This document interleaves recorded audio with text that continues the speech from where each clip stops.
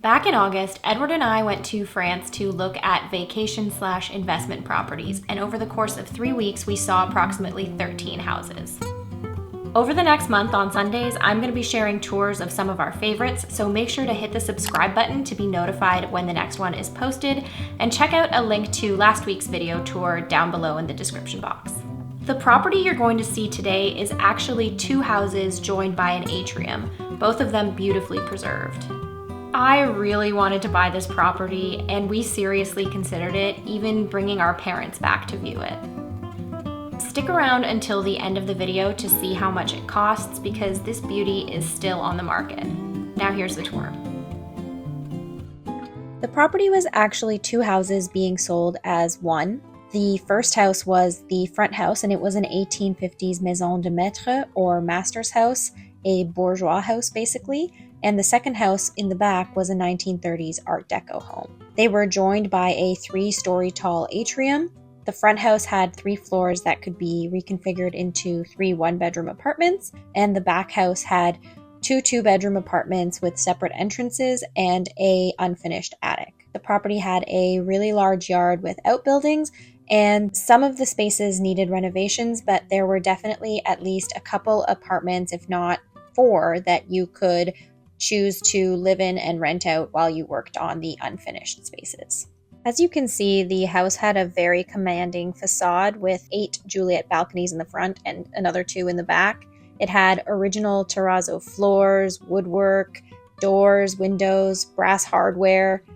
You enter into the first floor of the front house via the Main Street entrance, and this apartment on the first floor had a living dining kitchen that went back into a bedroom with an ensuite. The kitchen needed a reno. There was literally a fridge-stove combination, which was baffling, but the ensuite bathroom, though small, was new. The house had a few of these jib doors, which I loved. They felt so French. And here is another example of the original tile floors that are common to this region of France. When the window was open in this room, it got a good amount of light. Across the hall was another bedroom that you could turn into a standalone kitchen or an office. It had really nice cornicing or crown molding and a gorgeous fireplace. There were actually 10 marble fireplaces throughout the property. I would be happy to have just one beautiful French marble fireplace, but you would get 10 in this property. The house also had original floors throughout, both tile and wood, period light fixtures, original doors, original windows, and crown molding. As you go towards the back of the front house, towards the atrium, you see the gorgeous spiral staircase with a bronze newel post lamp.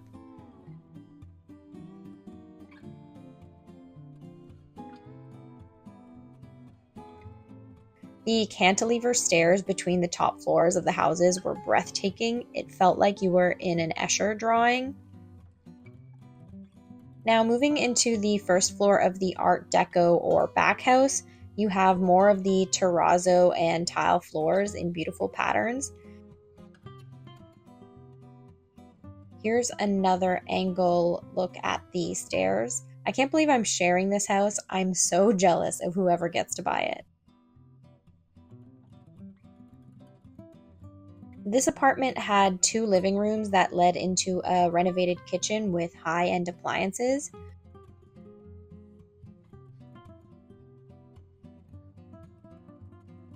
You could live in this unit while renting out and working on the others, or vice versa.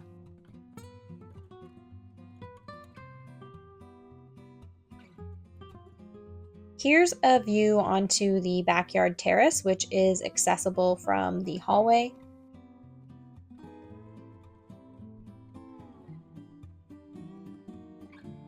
The house had beautiful, huge original windows that let in so much light.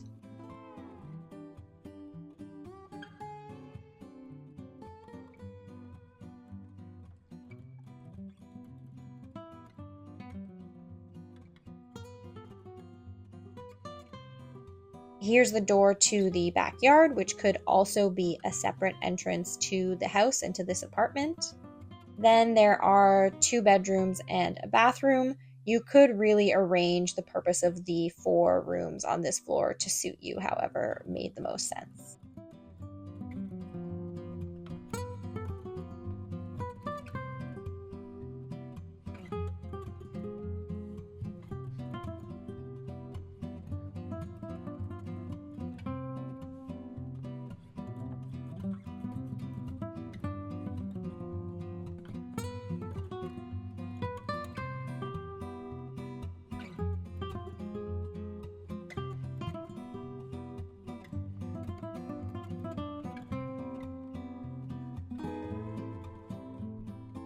Back in the atrium, going up the central stairs to the first floor of the 1850s house, you have toilet rooms on each of the landings. One thing to consider in turning this house into a short-term rental or bed and breakfast is creating some en-suites, but there is definitely room to do so.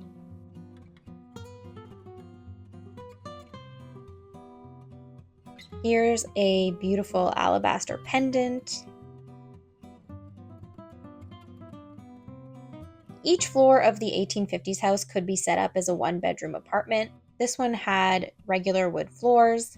There's plenty of space for a living dining room with 2 French door windows looking out onto the main street. And here is a kitchen with a walk-in pantry. This one could also use an update, but was totally functional.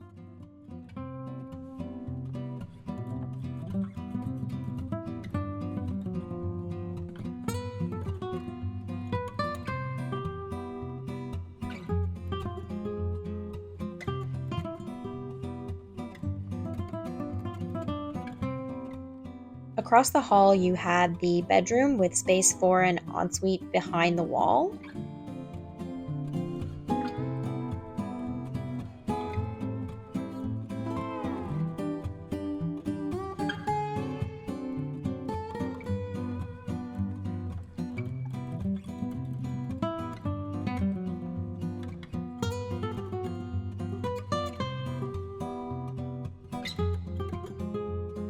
And here was an alternative bathroom option that could be shared or reworked to have an entrance from the kitchen, or you could leave it as a house bathroom that is accessible from all the different floors.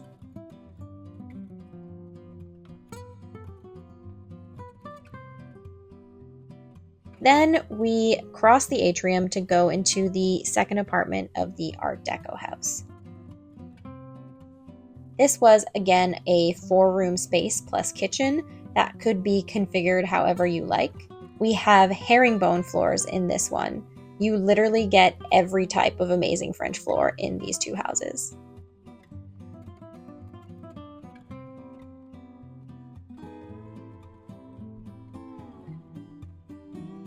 This bathroom weirdly only had a bidet and a sink, but no toilet.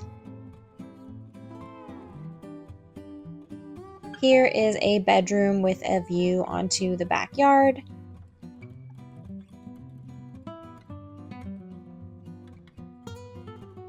And going back out into the hallway, you have the Juliet balcony of my dreams that looks out onto the yard.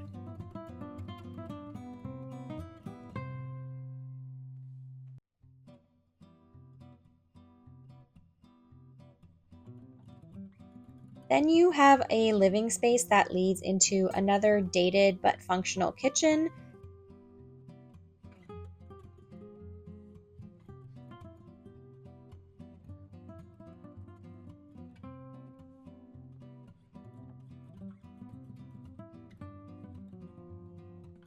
And beyond it, an updated bathroom.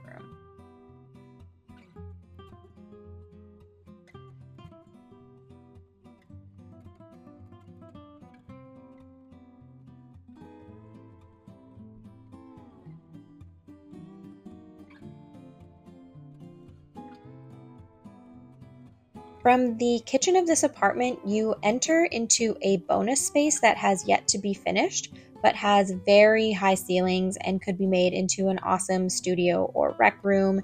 You could add more light with some skylights.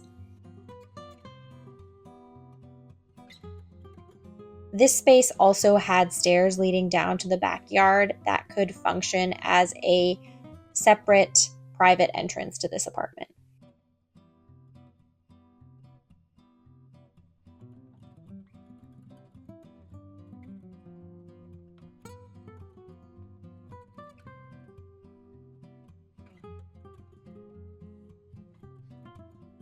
The outdoor space featured a very spacious terrace and a large yard that looks onto your neighbor's orchard.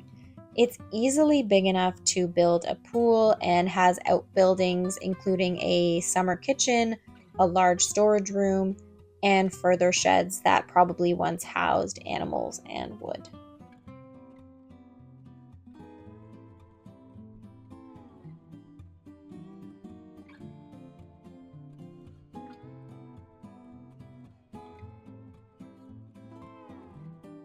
Coming back into the kitchen and living room of the Art Deco house's second floor, we pass through into what could be a second bedroom, which has an ensuite toilet.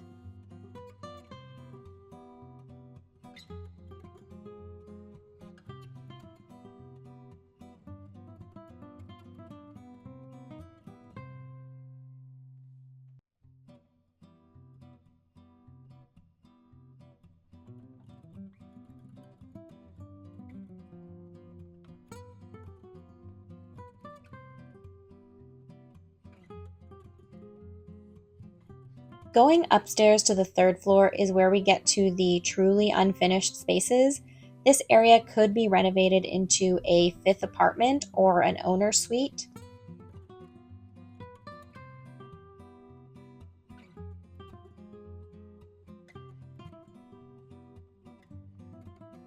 There was some old water damage in the ceilings up here on the third floor of the 1850s house, so you would want to confirm that the roof was in good condition, but there was definitely enough room for an ensuite bathroom and even a separate kitchen.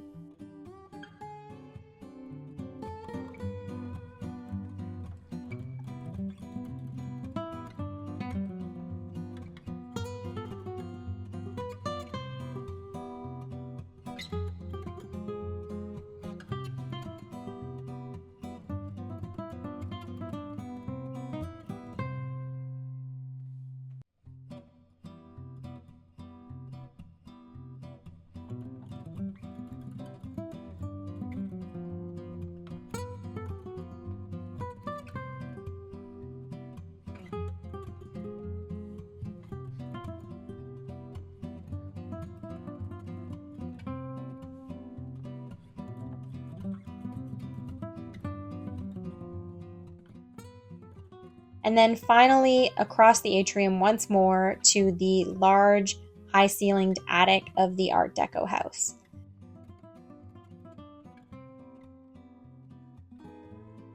This place is definitely a project, but it has so much potential. So that was a house in Esperanza, a town of approximately 2,000 people in Aude in the southwest of France. Like the last house, this one is again in the foothills of the Pyrenees, about a 45-minute drive south of Carcassonne. It's listed for €299,000, but it's been on the market for a while, and when we were looking at it, we were considering making an offer of about €275,000 to €280,000. I absolutely fell for all the period details of these two houses, but ultimately the house was in a town that was a little bit too far from the coast, and the project felt a little bit too big for our first investment, especially since the budget really stretched us and would have required us going in on it with my parents. But maybe it's the right property for you. Tune in next week for another house tour. I'll also be sharing the website that I use to find a lot of these houses, including today's. They have a really excellent curated selection. On Wednesdays, I'll be sharing more vlog-style videos with life, apartment, and travel updates, and there's some fun ones coming up. Until then, thanks for watching and see you next time.